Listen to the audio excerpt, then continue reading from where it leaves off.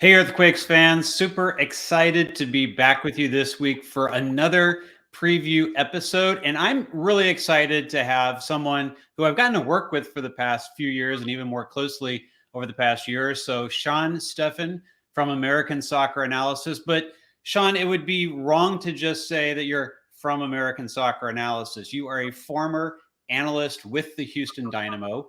You have been in organizations such as True Media, providing stats that fans will hear on air on ESPN, Fox broadcasts, all kinds of not ESPN, Fox and CBS, I believe. Fox and CBS, thank you. Yeah, ESPN got their own department. Yeah. More recently, some of the national team stuff, working with Paul Carr, who people might see his expected goals charts and stuff go out after the games.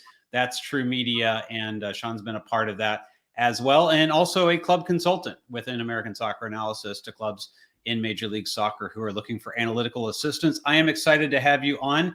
Nobody I know knows the Dynamo like Sean, and we're going to get into it here today. So, Sean, we've seen a couple different versions of the Dynamo team so far. Last season, last in the West, struggled a lot with Tab Ramos. Tab, I don't know, for me at least, it felt like he was pretty stubborn in terms of who he wanted to play in his lineups and some of his formations. And I felt like he stuck with it too hard and didn't necessarily put the people on the pitch that could help him. And I think we both know Darwin Quintero is a huge weapon that he often did not use. Now, all of a sudden, we see a Dynamo team where Darwin's starting to get some playing time, and lo and behold, as you have been saying, I will say, for quite some time, Darwin Quintero may be a part of the secret to success with the Houston Dynamo. So far this season, things have been looking better in the last 2.5 games. What are you seeing? Yeah, and, just a little feather in my cap. I was a huge part of that signing. So it was kind of frustrating, last year. I know Tab had his reasonings. That club had, various outlooks. But it's great to see him back because, for my money, this is maybe the best passer in the league. I know we have Heel now. We've got some couple contenders, but some of the stuff he does is ridiculous. If you just watch like the MLS highlight reels that they put out every week for like the games, if you just watch the, I guess everything from Kansas City on, I guess just from Vancouver on, the third Dynamo game on, these 7-minute highlight clips, you'll see like 2-3 absolutely absurd passes. He's got this one where he just he gets on his foot and he just turns around and he like dunks it while falling down over the just absurd progressive passing like machine. And yeah, it's it's really great. And the other great thing they've done is connecting him with Coco Carista, and that's a player that kind of came in last year for them. He's like a good versatile eight. He's really good at really like these incredible cutting long balls, and I think we see that in the data as well. But for the most part, he's really good at driving the ball forward, connecting these long balls. And when he connects with Darwin Quintero, they've got, for the first time in a long time, two very good passers on that team. And when they work together, there's been some magic. But at the same time, as you've said, there's some different Dynamo teams, and we've seen different Dynamo teams this year. And I don't know when you want to go into – yeah, there we go. That's perfect. Because if you go by the game by game, this is we probably want to introduce this a bit, like what these are. Yeah, I'll go ahead and do that. So what you're looking at here is the game flows that are put out by American Soccer Analysis. Myself, along with Elliot McKinley and Chuhei Ho, there created these the concept of these a few years back. We've seen them now copied a bit in for expected threat in the English Premier League and some of the other leagues in Europe as well. But in effect, when you see long sticks for a particular team, that means they had a higher probability of scoring. It's not expected goals, but instead it is basically the threat of scoring. It's a measurement of the threat of scoring in a particular situation. So the more long sticks you see for a particular team, the more threat they had in various situations in that game. And a lot of times, one of the best ways to read this is how many long sticks does a team have in the game, at least beyond, and you can't really tell here, but this is like a 10% mark right here. So beyond 10%. So here you would see, looks like a couple times the Dynamo had some over 10% threats. A couple times Real Salt Lake did. And guess what? Because they only had 2 of them, you ended up with a 0-0 game. Not surprising. But take a look over here where you see a lot of sticks that are going in that area, a lot of longer sticks, and you get a 3-1 game as a result. In this case, that was a win for the Dynamo last week against what I consider to be the worst team in Major League Soccer. I know some Quakes fans are like, are we the worst team? No, you're not. Not right now. Inter Miami, definitely the worst team in Major League Soccer. And the Dynamo got their first win on the road in like 500 and something days, John? Tell me about this. I don't remember the days, but I think it goes back to 2020. I saw this stat as well. It's a long time. Yeah, it's a long time. So they get the monkey off the back. They get the road win. But this is a team that, you know, when the Quakes faced them in the very first game on the road in 2021 in Houston, that Tab came out and kind of surprised everyone with a bit of a press at the beginning. The Quakes certainly weren't expecting it. It wasn't a type of press that Tab had used before, and really kind of caught them off guard. Fafa Picault really kind of hurt them in that particular game. So, you know, this team is not just a Memo and a Coco and a Darwin. There are other threats in this team. Talk to me a little bit more about some of the other attacking threats that they have. Yeah, but one thing, just to bringing this up, I think what's interesting about the Dynamo this year is you can literally see on these charts when certain players are playing.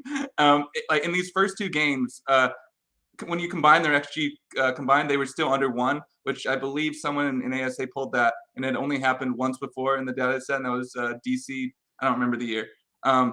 Probably 2013. Usually it's DC 2013. When you're looking for like the worst performances. I don't think it was 13. I think it was more recent, but it's one of these things where it's like, this doesn't happen very often. And to their credit, after the RSL game and at halftime at the SKC game, after these two performances, and for my money, the reason was their midfield was Seren, Memo, and Vera, and there was no Darwin, no Coco.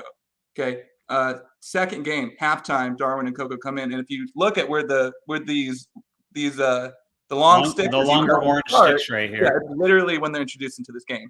And then if you look at the next game against Vancouver at home, Vancouver's not one of the strongest teams in the league right now. Again, we see Darwin and Coco start that game. They absolutely dominate that game. We got tougher competition against Colorado, but that second half, Darwin and Coco put on I don't want to call it a passing clinic. They do some pretty impressive stuff if you watch the highlights.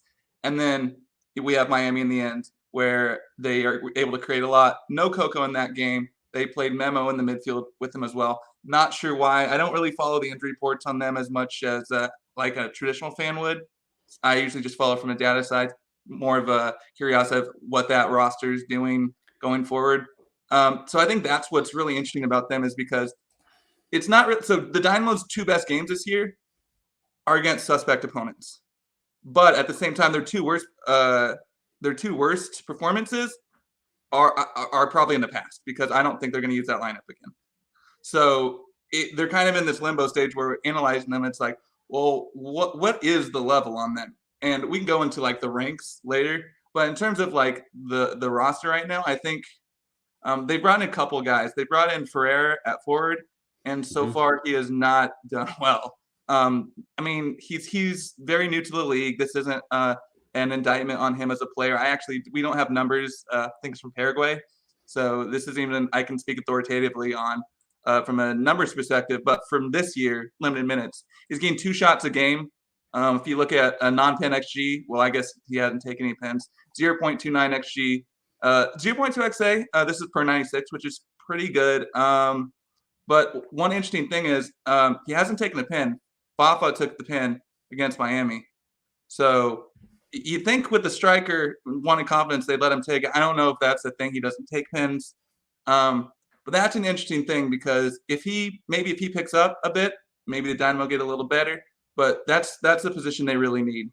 For fans who may not know, let me explain XA a little bit here. Oh, yeah, of course. XA being is expected assists, and the simple way to look at expected assists, the really, really simple way to do it is whatever the expected goals of the shooter are given to the person who passed the ball to the shooter in that particular situation. So most run-of-play goals, corner kicks, set piece passes into the box, things like that turn into a shot, you will see some XA for whatever the expected goals are you'll see the expected assists assigned to the person who passed the ball. So that's the effect of that. And I think in our analysis, Sean, typically, a assist or XA is worth about 0.65 expected goals if you want to add up expected goals, expected assists in terms of like what a player's value to a team is and look at his, goals and assists. So, that's just maybe some additional data there for the fans. I know you got a lot of other data points. One of the things that we like to look at in American soccer analysis, of course,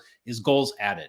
Right. Something that a metric that we created and we use in those game flows and that's basically the cumulative goals added. That probability of scoring is the cumulative goals added in effect, net goals added for a team in a particular minute. So when you look at the goals added so far for the Houston Dynamo, you and I were chatting a bit about this yesterday. What is it that you're seeing about this particular team so far that stands out? Yeah, so for the most part, not a lot. They're clocking in anywhere between 11th to 13th in pretty much every stat for and against. But the one that does pop is that they are there are two really. They're 11th in passing, but 24th in receiving. And then the other one is that they are 5th, tied with Portland 5th in the dribbling stat. And here's why this matters. Let me give a little bit of background here, because one of the things that you're getting when you get a lower receiving to passing is that means that the team tends to receive the balls in lower value areas than you would think for the origin of the pass. But with the dribbling, what this means is that they love to attack the goal on the dribble. For the Quakes, this is a potential concern because the Quakes have allowed teams to penetrate on the dribble quite a bit this season. And there's actually a lot of data that shows that they have given up a lot of penetrating dribbles into zone 14 and even into zone 17 at times, Sean. So I see this as a potential threat for the Earthquakes going on the road and facing a team that likes to dribble through the middle of the pitch and likes to create danger off that type of dribble.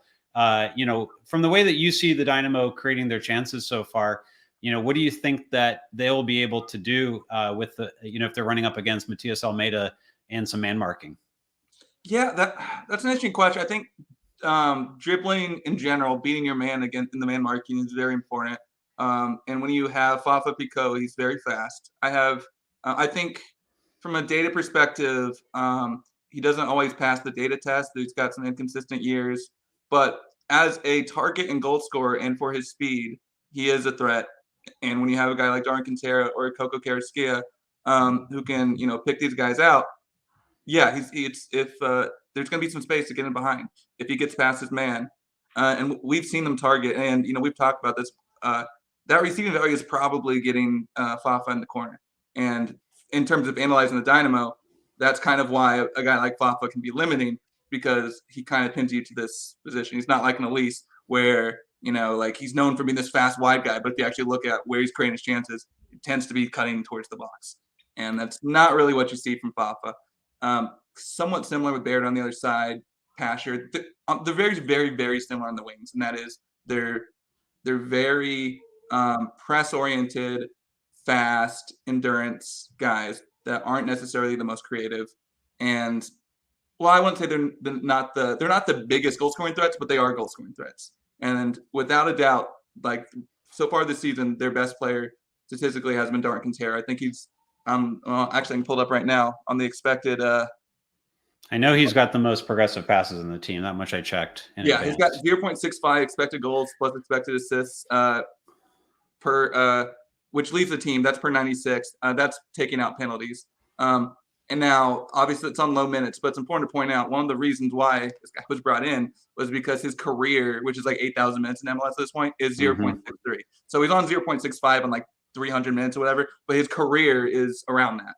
Now, the levels are off this year a bit, where usually he gets a lot more on the expected assist side. I expect that to go up. Right now, he's on 0.49 expected goals, 0.16 expected assists. Usually, those are a bit closer together with expected goals, not quite as high.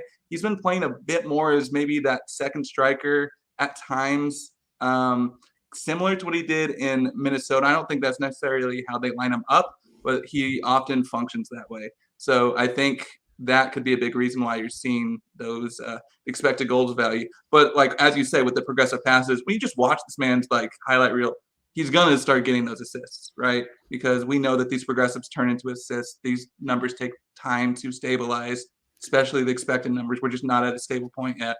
But in terms of when you look at what he is doing, what he has produced in the past and this year, I think that's, wonderful. Problem is the age. I think that's probably a big reason why Tab probably wanted to phase him out, last year. And yeah, and that's a big question. How long can he go? That's something that they will have to answer. But they've got Hector Herrera coming in. They've got a lot of options. I see their problems creativity on the wings, and then I think that back line is still a little untested. I think the fullbacks are. I think they're serviceable. I think they're very similar to the wingers on the attacking side, in that they're going to be very wide, heavy. You're going to get a lot of crossing from them, especially from Adam on the left, and that's not always a good thing. I think this team runs a risk of being at times too wide, too crossy. But and I guess for non-analytics audience, crosses are converted at a much lower rate than other passes. So I don't think they're going to be world beaters this year. I think there's a lot still to integrate in this team. But in terms of year over year, change, I think there's a lot, and it's simply by making that midfield better at passing. And it's really been that simple, And I think the concern will be, well, if Coco and Darwin are out there, what's the midfield defense going to be? And, at present, we don't have enough data points on it because Colorado, at least to start the season, hasn't been the most attacking team, and neither is Vancouver. So who knows? Who knows how stable that is defensively? They're a big question mark right now. They're a pretty fun team, quite honestly.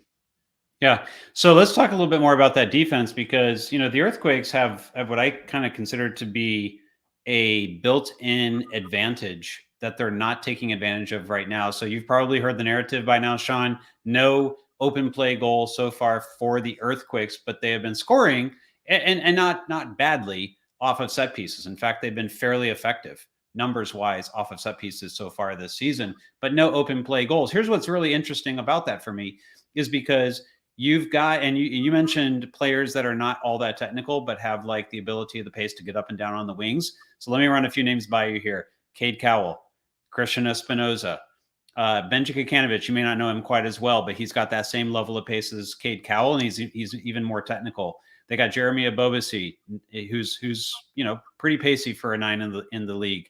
You've got Jamiro Montero, who covers a ton of ground playing underneath Abobasi. You've got Shofis to kind of help pull the strings and be able to do some distributions there. If he's healthy, and I think that's a question mark. He's unlikely to play in this game, so I think it is going to be Jamiro Montero underneath again.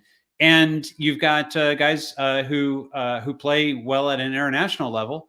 On the outside, you have Marcos Lopez, who plays for Peru and has been taking on some of the best and brightest down in South America through World Cup qualifying. Looks like Peru may be able to still punch their ticket to the World Cup.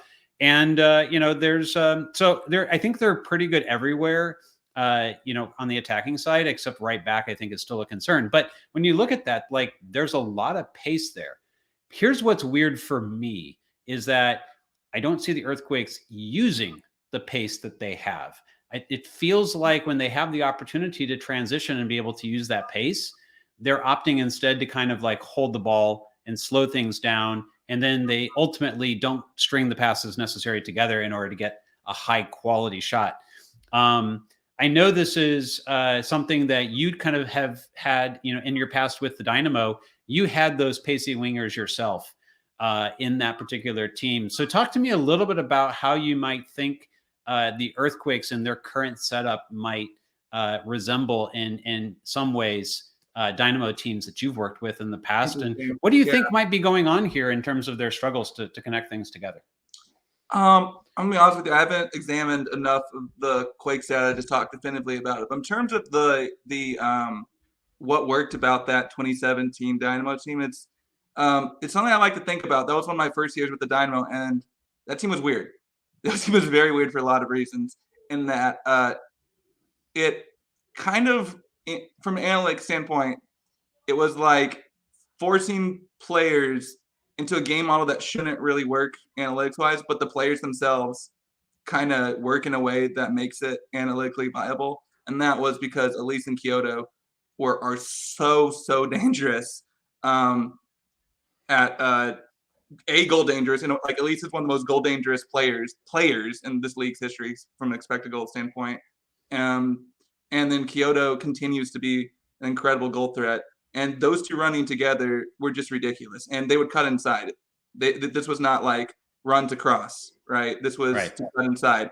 And which is kind of like similar type players, maybe not quite as technical, but similar to what the Earthquakes have from a threat perspective, because you've got Christian Espinoza, who's been in the top like 5 in XA in this league in the last 3 years running. He's always been a threat. This year seems very neutralized. They tried to find him a bit more in the last game. It kind of sort of worked at times, but he also got sometimes too isolated and couldn't beat players 1v1 as much as he wanted to. So he doesn't seem quite like at the 2019 form where he kind of showed that ability to beat players off the dribble and get those cutbacks in, when the Earthquakes led the league in cutbacks with 7 that year. And so, for me, like, they've got this pace, but it's going to have, if it can't be 1v1, they're going to have to combine or do something else in order to be able to break teams down. What was interesting is after they subbed a couple of those players off, Kate actually moved over to the right side. They brought on a couple young players, an academy kid last week, as well as Aseni Buddha from Stanford, who they got number 8 in the draft. And the academy player, whose name is Nico Sakiris, he created a penalty by putting a ball into Buddha on the back post. Nick Lima, former Quake, takes down Buddha, and Jeremy Bobasi gets the penalty goal. The Quakes are back in it, and then get a set piece from Cade Cowell and go off with a draw. So it's very weird for me so far just to see kind of how all this has come together. From a back line perspective, what would concern you going up against that kind of speed that the Quakes do possess if they're able to get out and run in transition? Yeah, I mean, it's an interesting point because I'm not quite sure that we've seen Teenage Debe tested at the speed level at a point that you can definitively say, oh, he'll be fine, right? So there could be a test there. They've had some couple different center back pairings this year, so we'll see what's coming out. I think that's mostly injury related. Again, I'm not usually like a normal. I'm not a journalist on this team. I mostly follow just seeing like how they're doing, right? So I see the lineups as they come out, and I go, oh, I wonder how that's going to work, or I have a theory about how that's going to work, and I check the numbers. I watch the game. I don't, so I don't know why the back lines have changed, unfortunately, but that could be a concern for sure. I have their dribbling against. Let me pull that real fast. They're 13th best dribbling defense. They're 13th best in the league in dribbling defense so far. In terms of winning tackles and not getting dribbled by. Well, that's the dribbling against on the goals added interactive table right now. Oh, got it. Okay. So dribbling against total. Right. Yes.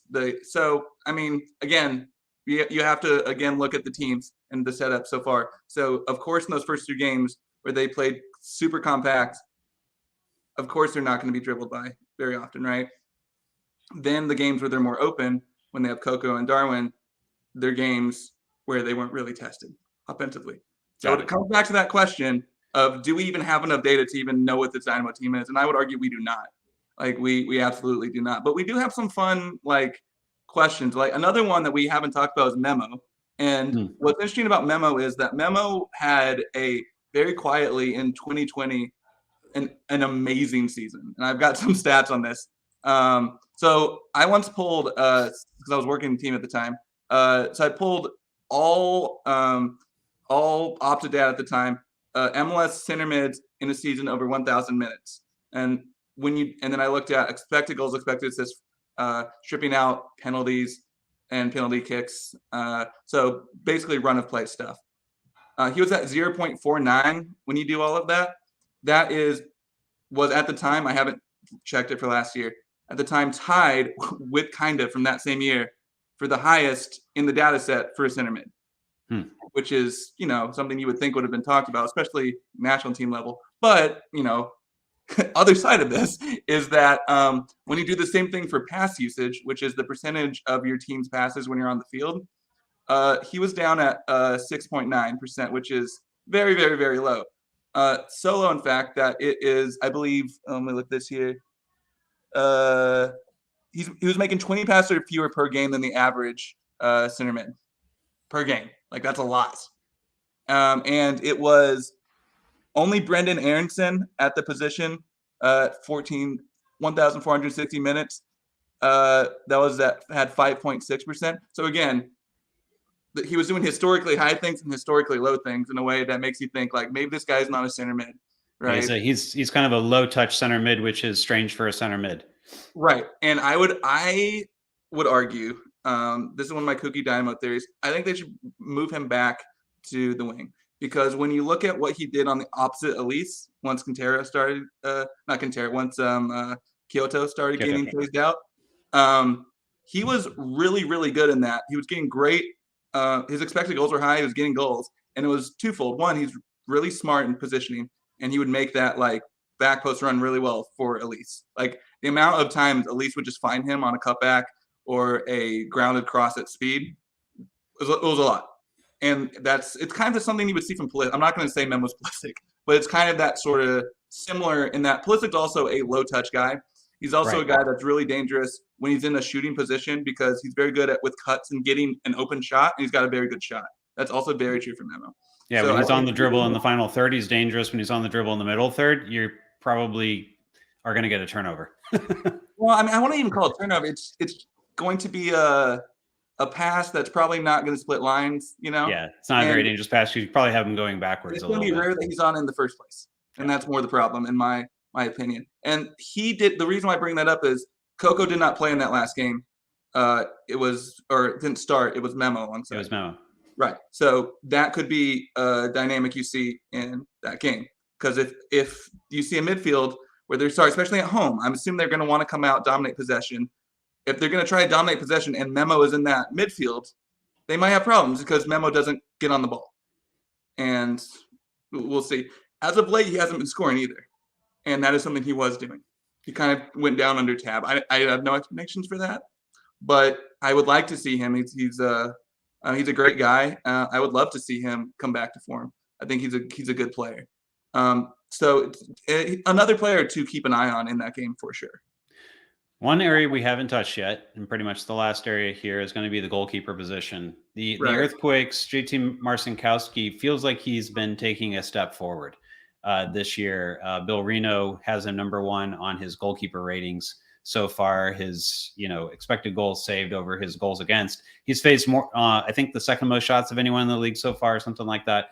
And despite the fact that the Quakes have given up goals, except last week when they kind of caught him out a little bit, for the goal from Maxi Arudi, he was caught a little bit off of his line because you're not really expecting a shot in that situation if everyone's doing their job.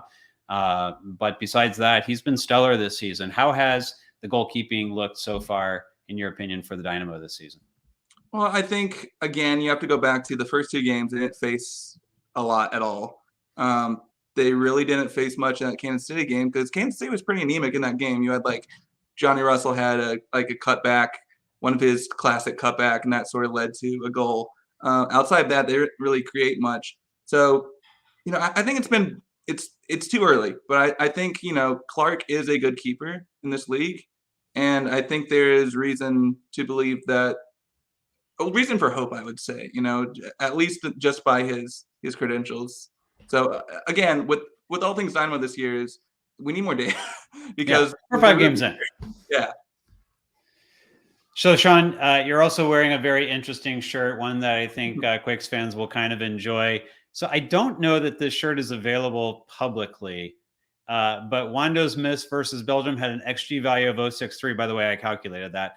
And that doesn't take Courtois' freakish size into account. Doesn't it say something on the back too? What does it say on the back? I don't think I've ever looked on the back. I'm gonna be honest with you. Wait, turn around. Let me just see if there's something on the back. There might. Okay, I thought there was something on the back of that one. Yeah. So okay. So that's But now actually move my dog. So if my dog, it's actually moves, something that I had a little bit of a part in. We were just coming up with like joke things we could put on a shirt, and they actually that was like wordsmith a bit in Slack, and they actually took that and put that on a shirt. So I thought that's what's the great Quakes about fans would that's what's get a great kick about out of that ESA one. is it's like a jokey Slack first and a think tank second, and Come because of the on, jokiness Sean. We're of the supposed to make people think well, that to no, take us seriously. the reason I say that is because of the joking tone, you get incredible things out of the Slack, like goals added. Oh Like yeah. goals added would not exist without that Slack, and that's what's so crazy because it kind of speaks to like a different way of like this isn't a company. This is like it's like friends and friends just like talking, joking about soccer, and then like, hey, wouldn't it be cool if we made this model? And then And then just do everyone it. spends hundreds of hours over the next Yes, 2-3 months to actually make it all happen. yeah, beating other It's, snack companies to it. yeah, Like it's what? crazy. Yeah, It's it's absolutely wild. it's crazy how effective it is when people are self-motivated to be able to get things done. Speaking of that, Sean and I more recently been working together on some interesting stuff around the Where Goals Come From things. I appreciate all of his help around that. Hopefully some things that we can talk about in the future. Sean, it's good to talk to you. This has been interesting. Is there anything that you worked super hard to put together for this that we didn't touch on yet? I don't think so. Let me quickly. No, no. You got That's it most all? of it. Yeah. Perfect. So if you may not know who Sean is, but now you do, follow him at Sean Steffen. He still does contribute sometimes on the website for American Soccer Analysis as well. And by the way, he did the Earthquakes season preview, Oh, that's and right. I thank you for that because I was a bit stressed out during that period of time trying to get other things together. And Sean raised his hand and said, "I'd be happy to do the Quakes." And I said, "Okay," but as someone who grew up as kind of a Galaxy fan, I had to kind of watch over your shoulder a little bit just to make sure the tone was okay. Yeah, All right. I was thinking of wearing the Galaxy jersey on just as like a small troll, but I've got a lot. The thing is, like, I've got, especially with that rivalry, it's shifted so much. LAFC, like, I've got so many friends. I have a very close personal friend who is a very well known Quakes fan. Like, I love Quakes fans. It's I'm gonna get flack for that on Galaxy Twitter if that gets out, but I really do. Yeah, no, we've actually talked about how many Quakes people many times in the past. Sean, thanks for coming on the show. We really appreciate it. And again, follow him at Sean Steffen. Quakes and Dynamo are coming up this Saturday. I believe it's a 5:30 Pacific. That makes it 7:30 your time. And Sean, if everything goes well, we will have Asher Cohn from Quakes Epicenter actually there. He's got a bit of travel to do. He's going to try to make it. And if it works out, he will be joining us live for the post-game show from the stadium as we talk to Matias Almeida and at least one player after the game. Sean, thank you one more time. And make sure fans to join us for the post-game show after Quakes and Dynamo.